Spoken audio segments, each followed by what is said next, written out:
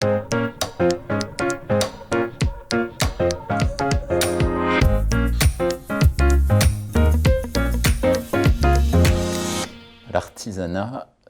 fait partie du patrimoine territorial. Depuis toujours, l'artisanat est un acteur essentiel des territoires, participe à la vie concrète des gens en proximité et fait partie du cadre de vie des territoires. Ce sont en fait 144 000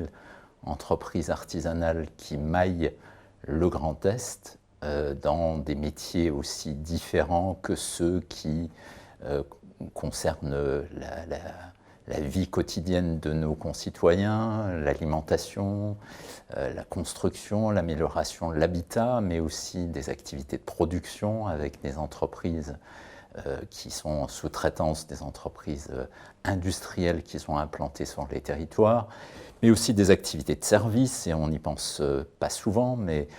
nombreux de nos concitoyens font appel à des entreprises artisanales sans le savoir, les taxis, les ambulances, des métiers comme la prothèse dentaire. Toutes ces activités participent au quotidien à la vie de nos concitoyens et font donc partie intégrante des territoires. La particularité de l'artisanat par rapport à d'autres secteurs économiques, c'est aussi son maillage exceptionnel sur l'ensemble des territoires, qu'ils soient urbains, on retrouve des artisans en centre-ville, mais ils sont aussi présents dans les campagnes les plus reculées, sur des territoires extrêmement ruraux, et nous avons là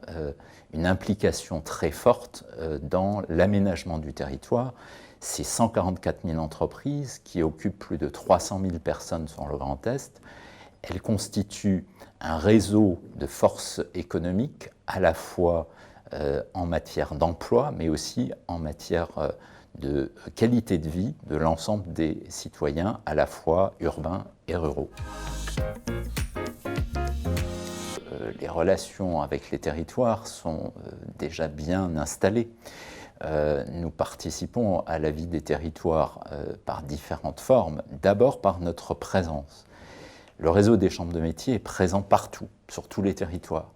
Nous avons au total, sur le Grand Est, 22 sites d'exploitation en proximité des artisans et donc aussi en proximité des territoires. Chacun des concitoyens du Grand Est peut donc trouver très rapidement un interlocuteur à proximité. L'autre point d'ancrage que nous avons avec les territoires, c'est l'antériorité des relations que nous avons construites avec les collectivités territoriales, qu'elles soient des collectivités de proximité, des EPCI, qu'elles soient des syndicats, qu'elles soient des pays, qu'elles soient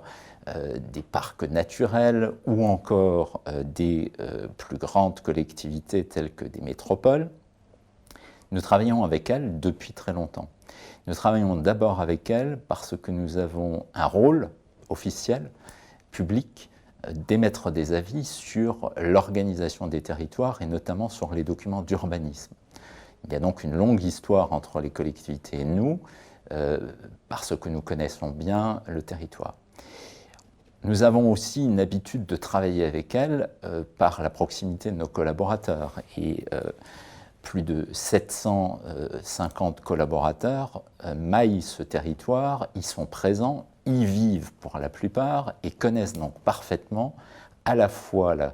composition, les forces, les faiblesses de leur territoire, mais aussi les interlocuteurs de ces collectivités avec lesquelles nous avons l'habitude de travailler. Enfin, et ce n'est pas neutre, nous avons depuis maintenant de nombreuses années engagé des partenariats concrets avec ces collectivités et aujourd'hui 32 conventions existent, sont signées et constituent autant de moyens d'agir ensemble avec ces collectivités au service de leur population et des artisans qui y sont implantés.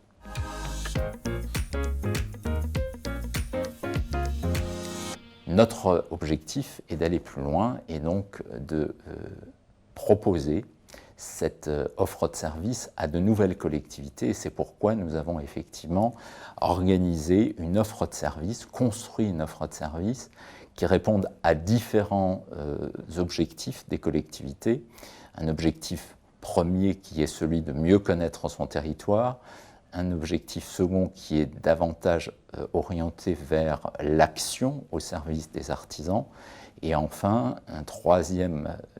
orientation qui porte davantage sur la promotion du territoire et la valorisation des acteurs qui y sont installés.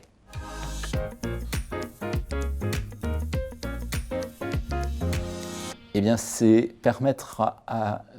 aux dirigeants des collectivités, aux acteurs publics et politiques des territoires de savoir identifier les forces et les faiblesses de leur territoire et d'identifier au mieux les forces et les faiblesses des artisans qui y sont installés. Notre objectif, c'est de leur donner un document instantané qui leur permet de connaître l'artisanat de leur territoire, parce que ce n'est pas évident de savoir quelles sont les activités artisanales implantées sur un territoire. Et à ce titre,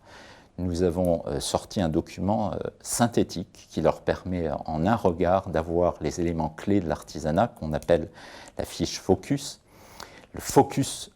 ça porte bien son nom, focus sur l'artisanat d'un territoire, avoir en un document très synthétique les éléments essentiels de l'artisanat, de sa représentation, de ses forces, de ses faiblesses et de sa composition, qui permet d'avoir un premier regard sur l'artisanat d'un territoire rural ou urbain. Au-delà de cette fiche focus qui permet de donner un angle très rapide d'accès à une information sur l'artisanat de son territoire, nous pouvons aussi, à la demande et sur commande du territoire, aller plus loin. Nous avons pour cela un outil d'observation territoriale qui est extrêmement dense et important, qui s'appelle OPAGE, pour Observatoire de l'artisanat du Grand Est, un outil qui nous permet de sectoriser ou d'individualiser des données statistiques sur la situation de l'artisanat sur un territoire ou par thème d'activité, dans lequel nous pouvons donc récupérer de l'information utile à la définition des stratégies territoriales. Nous pouvons aussi organiser des études plus sectorielles ou plus ciblées à la demande de la collectivité en fonction de ses propres priorités et de ses propres stratégies de développement. Tous les outils sont à notre disposition pour répondre au mieux aux besoins et aux attentes des collectivités et donc de leur proposer un service sur mesure que nous définissons ensemble dans le cadre des relations conventionnelles que nous allons leur proposer.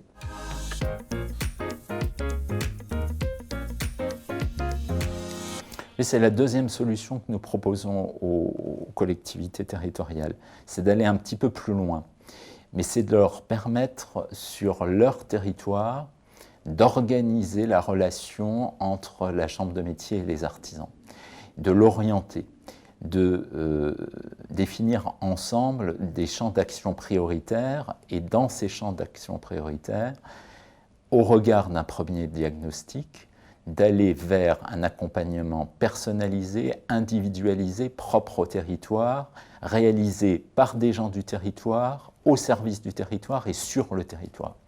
L'idée dans ce domaine, c'est par exemple de pouvoir accompagner des créateurs d'entreprises directement sur leur territoire, de les mettre en relation avec les partenaires locaux et de proximité, tout ça en lien avec la collectivité qui peut donc tirer un profit direct de l'accompagnement de la Chambre pour les futurs créateurs d'entreprises et les futurs porteurs de projets de leur territoire. On peut imaginer la même chose dans le domaine du développement pour les artisans existants sur les territoires et leur proposer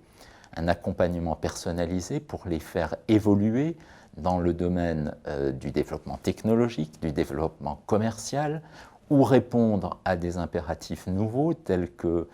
l'adaptation à la politique environnementale et aux contraintes nées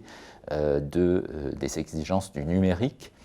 Tout ceci en proximité, là aussi, sans obligation de se déplacer vers des centres de décision urbains, mais de permettre aux gens du territoire de bénéficier de cet accompagnement sur leur territoire, en partenariat avec tous les acteurs du territoire. C'est une offre bien plus ciblée et qui va beaucoup plus loin que la première dont nous parlions tout à l'heure.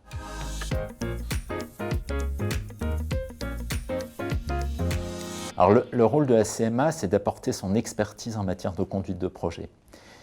Nous sommes des spécialistes de l'ensemble de l'accompagnement de l'entreprise. Et sur le volet promotion, on est plus sur une visée à caractère collectif. Aucune entreprise seule ne peut valoriser un territoire, même si certaines ont une image si forte qu'elles-mêmes, elles peuvent symboliser un territoire. Mais c'est collectivement qu'elles peuvent, avec la collectivité et avec l'appui de la Chambre de métier, valoriser les performances, les forces et les faiblesses, surtout les forces d'ailleurs, valoriser les forces d'un territoire pour conduire à valoriser les hommes et les femmes, les compétences qu'on y retrouve, et organiser cela sous forme de projets collectifs. Alors ces projets, on peut les conduire dans différents domaines. On peut les conduire dans le domaine de l'amélioration et le renforcement des compétences. On peut le valoriser dans le domaine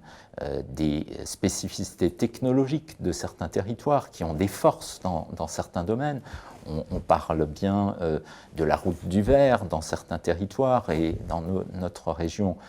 on sait que le verre, le cristal ont historiquement une force et une signification en termes d'image. C'est organiser collectivement avec les responsables des territoires, les responsables politiques, une visibilité, une promotion et une valorisation des territoires en incluant l'artisanat au centre des politiques et des stratégies du territoire.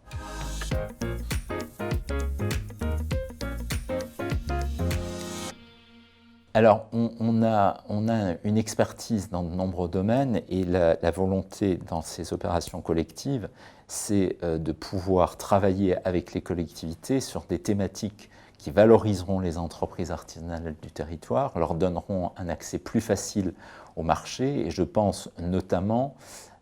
au domaine de l'accès au marché public par l'accompagnement à la commande publique, aux thématiques d'actualité que sont le développement durable, les nouvelles technologies et notamment le numérique, mais aussi tous les domaines de l'emploi et de la formation sur lesquels nous sommes un acteur majeur des territoires. Alors, en conclusion, ce qu'on peut dire, c'est que la Chambre est disponible pour aller plus loin avec tous les territoires, dans un intérêt qui est un intérêt collectif de promotion, de valorisation et de développement des territoires, au service, pour ce qui nous concerne, des artisans qui y sont installés, mais dans une logique de développement collectif, d'un partenariat gagnant-gagnant dans lequel chacun trouve sa place, mais tire un bénéfice de l'action collective que nous pourrons construire avec eux.